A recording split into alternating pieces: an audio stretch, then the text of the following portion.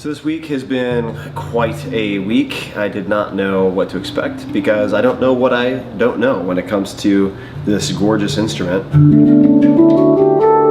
And Dave came in and we had a week. In reality, we had 4 days. So Monday, Tuesday, Wednesday, Thursday, and then we took Friday off effectively and then performed on Saturday. So we just finished this performance at Joe's Coffee. Joe's on South Congress in Austin, Texas. Thank you guys, and thanks to Liz Lambert also, who helped to coordinate since she's been on the podcast. Fantastic episode.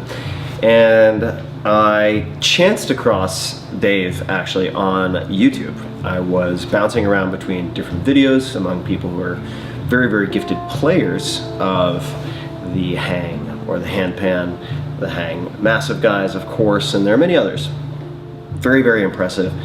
And I came across Dave and was struck by his ability to teach, his ability to very succinctly and very clearly lay out certain basics of the handpan, whether that's something as simple as the contact point that you might use for different types of sounds, like using a slap of some type versus fingertips versus you name it.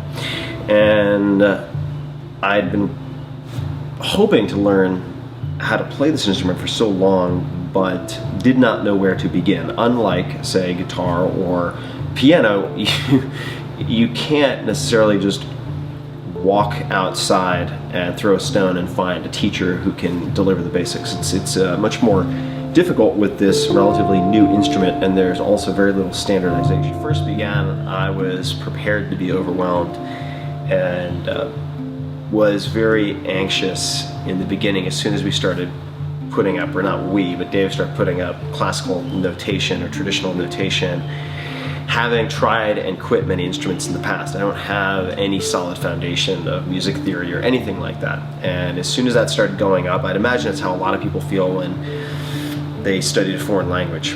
It seemed so alien and impossible to digest that I began to back off a bit and worry about the week, because I just didn't feel like I was getting it, did not feel like I was getting it. And I had a number of moments like that where I felt like I wasn't making progress, I wasn't getting it.